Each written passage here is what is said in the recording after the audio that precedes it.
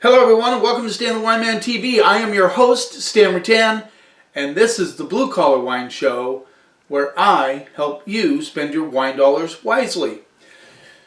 Kind of windy out there today, and so if you hear some scraping, it's just the branches on the roof of the shed. We're going to do something kind of really cool, actually. I'm kind of pumped to do this one. We're going to do a Pinot Noir challenge. We have a Pinot from New Zealand, Central Otago. We have a Pinot Noir from Oregon, of course, and then we have one from Sonoma County, Alexander Valley. So I'm excited to see how these are going to turn out. The other cool thing about these is they are all 13.5 alcohol.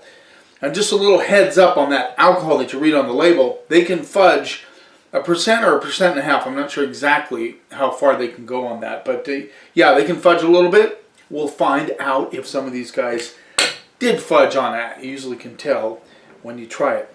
We're going to start off with the Central Otago Pinot Noir. This is the Innocent Bystander, I believe. Yeah, Innocent Bystander, there it is. Pinot Noir from Central Otago in the South Island of New Zealand. It rolls in at $25. There you go. A lot of you guys know Sam Neill. He was on Jurassic Park. He's been in several movies. He owns a couple of vineyards down in Central Otago. Their main focus is Pinot Noir. 3/4 of the vineyards planted in Central Otago are devoted to Pinot Noir, which is pretty impressive. 3/4 is a lot. So they really focus on Pinot Noir there. Very rugged country. Really started with gold mining, very similar to California.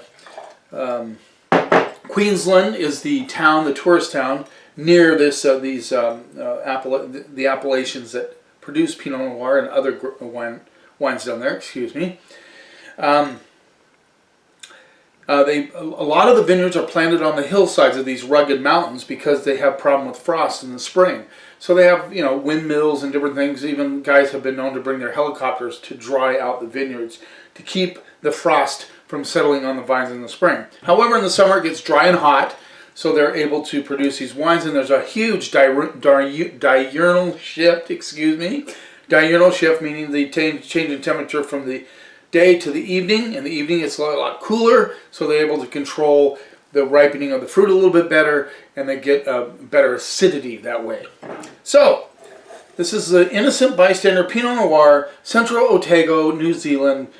Probably some of the furthest southern vineyards in the world. There's some in Patagonia and Argentina that might be a little bit further south, but not too many. They're really far south in the world. So, let's see what we get on the nose. Immediately I get raspberry right off the bat. I get a little bit of raspberry, cherry. Very brambly on the nose, like twigs and things like that. So raspberries, cranberries, and cherries on the nose. Let's see what we get on the palate.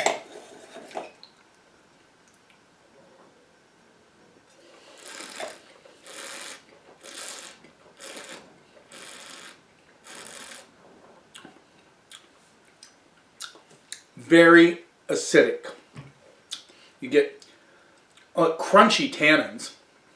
Even though Pinot Noir isn't known to have tannins, this is crunchy in the mouth. Cranberries, cherries, raspberries, red raspberries come through big time. A little bit of a citrus component coming through.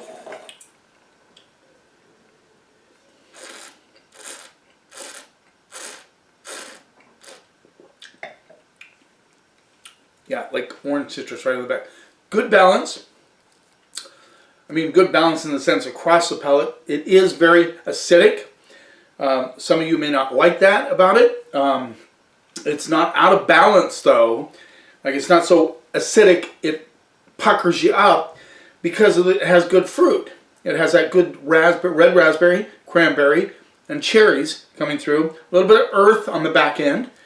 In that sense, it's balanced.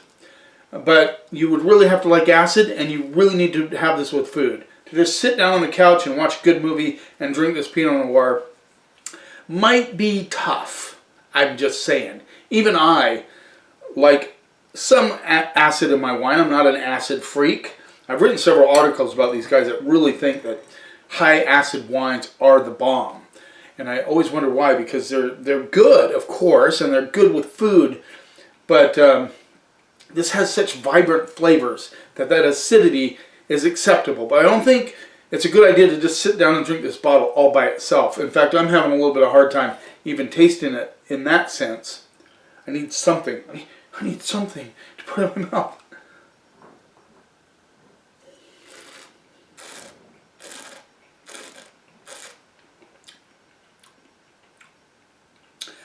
Crunchy, fruity, and high tones of acidity. Makes this a really good food wine. And I'm telling you, look at the color. Pretty light in color. I mean, it's dark. It does have some darkness to it, but it is fairly light. Whenever you look at a wine like this, and you're a wine critic as I am, and I grade wines, you have to take into consideration, okay, you can't just sit on the couch and have this with, and watch a movie all by itself. It needs some food. If you had some gorgonzola popcorn, that would be really nice. Just some cheese. This would be great with salmon. Be great with you could actually have this with. I talked about barbecued spare ribs a couple episodes ago. You could have it with that. That acid would really balance out with those foods. You couldn't have it with anything spicy. That high acid would definitely conflict with that. But yeah, this would be a great one. I think last night we had some portobello mushrooms and lamb. This would be really good with that. That would have been excellent with that. Once again, my point is you have to take all that in consideration. I'm going to call this a B+ wine. I think it's a really good wine. It's $25. I'd like to see what it's going to do over the next 5 to 10 years. It will age, for sure. And that acid might kind of get to know the fruit a little bit better and calm down. I'm going to go straight up B+. Well-made wine, just really, really high-toned, a little bit crunchy on the palate. Good wine. Let's move on. This is the Archery Summit Pinot Noir, Willamette Valley 2017. This rolls in at $45. This is their cuvee. They blend it with some Dundee Pinot and then some ones from Shea Vineyards and Bethel Heights Vineyards. So they source it from different areas of the Willamette Valley to come up with a wine that they feel is very, as they say, in harmony with all the different grapes. Archery Summit 2017, Willamette Valley Pinot Noir. Now, Willamette Valley, of course, as we all know, is very well known for their Pinot Noir. In fact, they're famous for their Pinot Noir. In the Judgment of Paris, it was a Pinot Noir that beat out some of the Burgundies from France. $45, not chump change. For sure, for most of us, I don't go out and blow $45 on a bottle of wine very often. But Willamette Valley, known for Pinot. A lot of California winemakers have come up from California and started making Pinot Noir in the Willamette Valley. They're very proud of themselves, that's for sure. I went to Pinot Camp a couple of years ago, and they are very proud of themselves with their Pinot Noir. Nose is so different than the Innocent Bystander. Get Asian spice, dark cherries, a little bit of currant coming through. A little bit of black tea notes. Almost a cinnamon component coming through on this, which I find quite interesting. Now, they harvest all their wines by hand, all the grapes by hand. They use open top fermenters to ferment a concrete, wood, stainless steel. So they have all these different methods. They're also they're sustainably farmed, which means they take care of the earth. They want to lessen the carbon footprint that they have. Yeah, that cinnamon kind of almost like a Cinnabon sort of thing coming through. Yeah, I like the nose. Let's see what we get on the palate.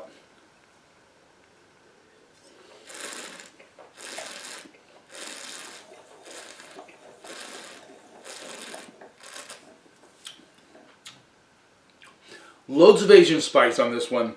Nice dark cherry notes. A little tiny bit of grip on the back end. This is also acidic. All these are 13.5 alcohol, and I believe it on both these two. This is also acidic, but there are deeper fruit notes on it. So it kind of has a softer, fuller, plusher feel on the palate, although you know that it is not high alcohol, for sure.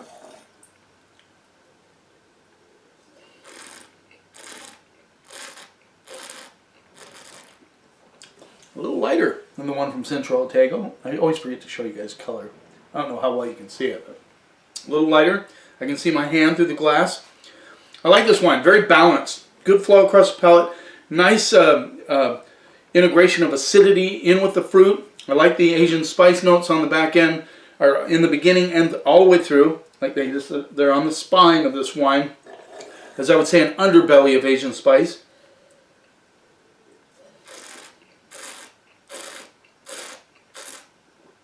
Tiny hit of citrus on the mid palate going into the finish. Just a little bit of that kind of orange peel thing going on. Nice long finish. Nice and bright on the finish as well. Really fresh. Really alive. This is a vibrant, has a lot of verve going on, you know. Nervy, as we say. This one's nervy too, trust me.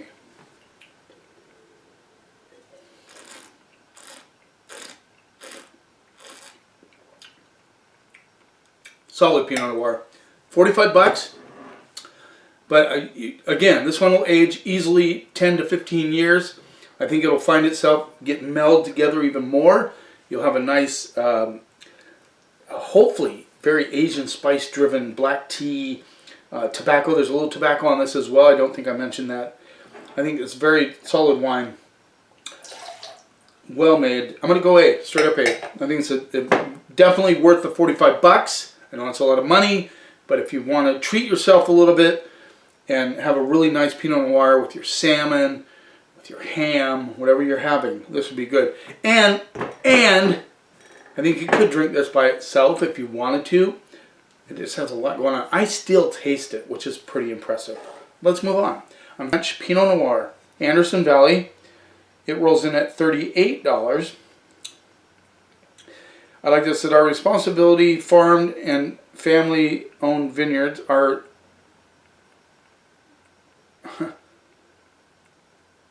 allow us to bring extraordinary flavors and integrity to your table. LongmeadowRanch.com. There you go. So $38. There's the label. Right there. It's kind of hard to see this one, but hopefully you can see it a little bit. So yeah, here's color again. This one seems to be about the same color as Central Otago, maybe a little bit darker. Can you see that? Okay, a little darker, maybe the darkest of all three.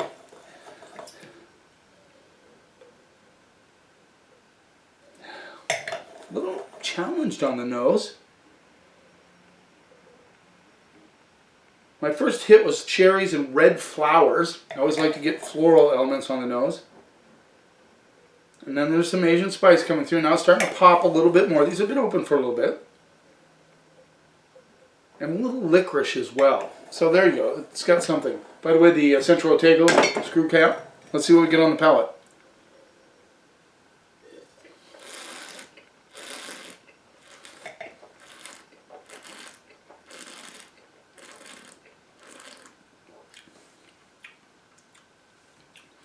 This is one of those cool Pinot Noirs. I really like it because it's got all this complexity on the palate. I get tobacco, cherries, a little bit of currant notes coming through, a little touch of a root beer as well. A lot of Asian spice kind of woven through all those flavors, which I find quite intriguing. In fact, it's quite spicy on the finish. The finish keeps going. This is like a softer Pinot Noir, not as much acidity as the other two, but it still has a lot of complexity.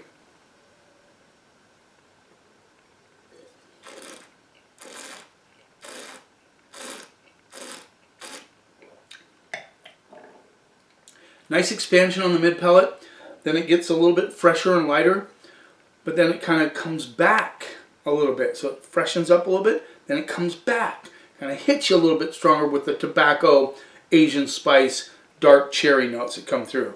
So I like that about it. Lighter than the Archery Summit. softer than either one of these, not as much acidity, which tells me I wouldn't go past 10 years aging this wine. Just saying. I don't think it has enough acidity to do that, but it has a lot of good fruit flavors. I say drink it now, and over the next 5 years, it would be really good.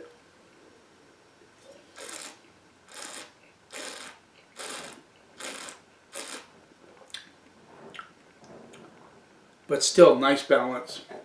Delicious Pinot Noir. I mean, really delicious. Long finish, $38. It's a little less than the Archery Summit. So there you go. You got 3 Pinot Noirs. I think Central Otago is really good, but it's only for a limited audience. I like Archery Summit a lot. I thought it was the best of the 3, but this came damn close. I'm going A- on that one. This one just has so much ageability. I know it's a $7 more, but you could tuck it away and it's going to get better. This one's just ready to drink now. It's delicious. It's nice. It's $38. Again, not super cheap, but not super expensive either. I can tell you what, I got quite a few Pinot Noir from Willamette Valley that roll into the $50 to $60 range. You go Paul Hobbs, you're talking $70. So these guys are, you know, in an area that you kind of expect Pinot Noir to be the better ones, but not too outlandish on the price. I hope you enjoyed this episode. Thanks for taking a little bit of time to watch. I really appreciate it. Thanks for subscribing. I love you are subscribing. I like that. If you haven't subscribed yet, please subscribe. Just hit the subscribe button. Then you'll see when an episode's coming out. You keep watching, and I'll keep helping you spend your wine dollars wisely.